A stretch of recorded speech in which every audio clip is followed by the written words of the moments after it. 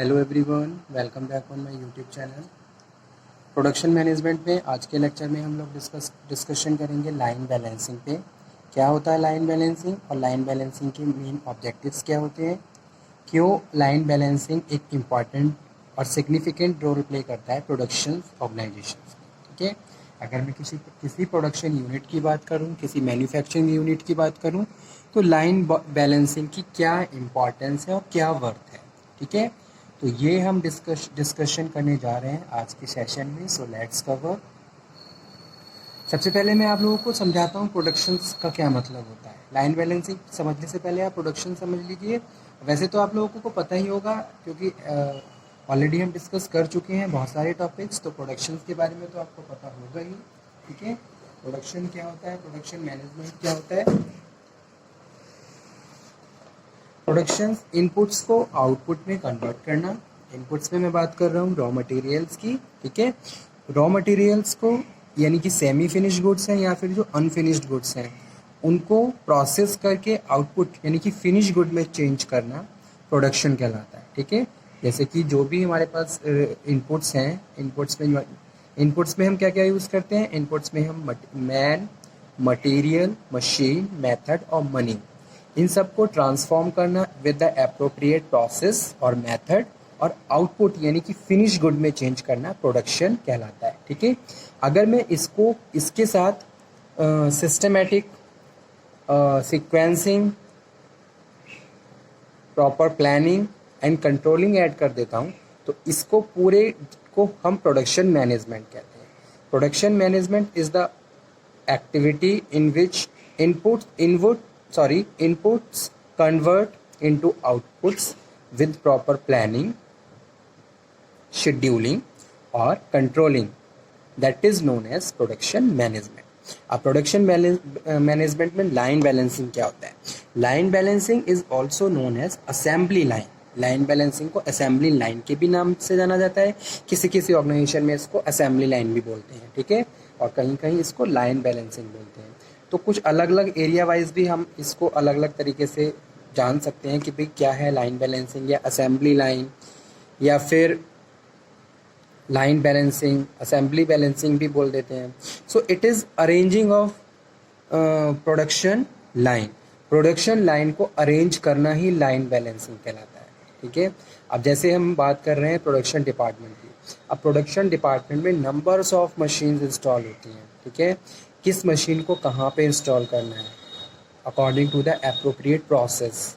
ठीक है, प्रोडक्शन क्या होता है, प्रोसेस वाइज प्रोसेस होता है। ठीक है, यानी कि स्टेजेस होते हैं, स्टेजेस वाइज प्रोसेस होता है। एप्रोप्रिएट स्टेप्स होते हैं, उन स्टेप्स को आपको उन स्टेप्स पे ही फॉलो करना है, उनका सीक्वेंस भी चेंज नहीं करना है, और उसके हिसाब से आपको इनपुट्स को वहाँ पे जॉब परफॉर्म करनी है। ठीक है, और प्रोडक्शन में बहुत सारी सब एक्टिविटीज़ होती हैं जिनको करने के बाद एक इन सेमी फिनिश गुड या अनफिनिश गुड को फिनिश गुड में चेंज किया जाता है। ठीक है, तो वही चीज़ यहाँ पे हम डिस्कस कर रहे हैं।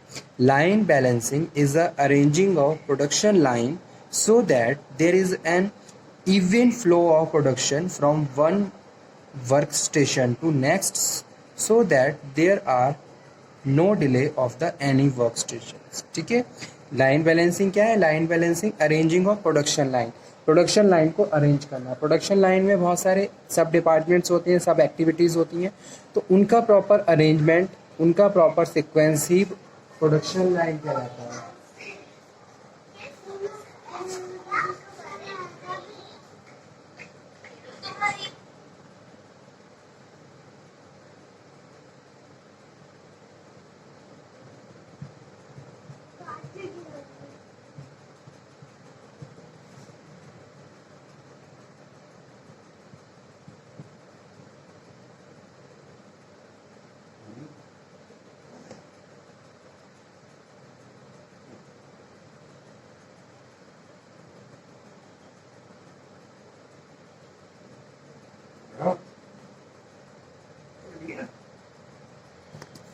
So appointment of sequential work की appointment activities into workstations in order to gain high utilizations of labor, equipment and therefore minimum idle time, that is production और लाइन बैलेंसिंग। ठीक है, तो यहाँ पे मैंने जो स्टार्टिंग में जो लाइन लिखी है दैट इज़ वेरी इंपॉर्टेंट, इसी को समझिए। अपॉइंटमेंट ऑफ सिक्वेंशियल वर्क, यानी कि जितना भी सिक्वेंशियल वर्क है उनकी अपॉइंटमेंट्स। जैसे कि यहाँ पे मैंने कुछ वर्क स्टेशंस भी बनाए हैं ABCDE। हर वर्क स्टेशन में अलग अलग एक्टिविटीज़ परफॉर्म होंगी, उन एक्टिविटीज़ को परफॉर्म करना ही क्या है यहाँ पे लाइन बैलेंसिंग को डिफाइन करता है। ठीक है, हर वर्क स्टेशन में अलग अलग एक्टिविटीज़ परफॉर्म हो रही हैं तो उनका प्रॉपर टाइम होता है। अगर कोई प्रोडक्ट ए वर्क स्टेशन पे है तो ए वर्क स्टेशन पे उसका एक टाइम फिक्स है कि कितने टाइम तक वो उस वर्क स्टेशन पे रहेगा और जितनी भी एक्टिविटीज़ हैं उनको परफॉर्म करवाया जाएगा और टाइम पे सेकंड वर्क स्टेशन पे पहुंच जाएगा। इस तरीके से कोई डिले नहीं होती है और जो जॉब रोटेशन है वो भी होती रहती है, एक तरीके से जॉब है वो भी परफॉर्म होती रहती है और वर्कर्स के पास प्रॉपर जॉब भी बनी रहती है। ठीक है, ऐसा नहीं है कि सी वर्क स्टेशन के लोग फ्री बैठे हुए हैं कि जब बी से आएगा तब सी पे पहुंचेगा, या फिर सी में काम कंप्लीट नहीं किया डी पे हो गया तो डी आराम से बैठे, ऐसा कुछ नहीं होता है। ठीक है, प्रॉपर अरेंजमेंट होते हैं और टाइम फिक्स होते हैं, कितने टाइम में कितनी जॉब परफॉर्म करवानी है। ठीक है, अब इसके क्या क्या ऑब्जेक्टिव्स होते हैं ये भी देख लीजिए students. Minimization of total amount of time, जो कि बहुत इंपॉर्टेंट चीज़ है। प्रोडक्शंस में मैक्सिमम टाइम क्या होते हैं, मोस्टली क्या होता है, डिलेज हो जाते हैं। ठीक है, या जॉब टाइम पे परफॉर्म नहीं होती या फिर ऑर्डर्स टाइम पे कंप्लीट नहीं होते हैं।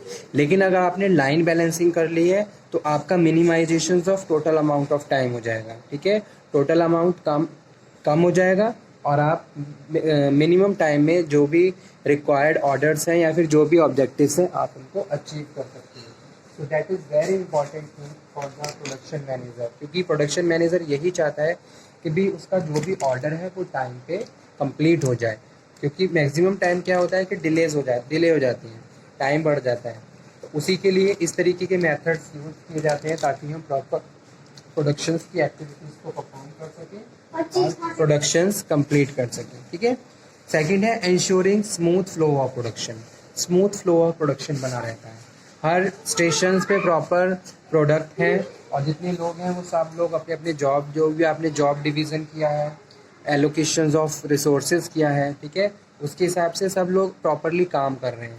There is a proper environment, working environment बन जाता है। ठीक है, determining optimum work stations and activity, और इससे हमें ये भी पता चल रहा है कि एक प्रोडक्ट को बनाने में कितने वर्क स्टेशंस से एक प्रोडक्ट होता हुआ फाइनली फिनिश में चेंज होता है। ठीक है, और हर वर्क स्टेशन की अलग अलग एक्टिविटीज़ के बारे में भी आपको पता है, तो इस तरीके से बेटर सुपरविजन भी हो जाता है। ठीक है, जो सुपरवाइजर होते हैं उनको हम प्रॉपरली, उनको काम करने में प्रॉपर कन्वीनियंसी रहती है।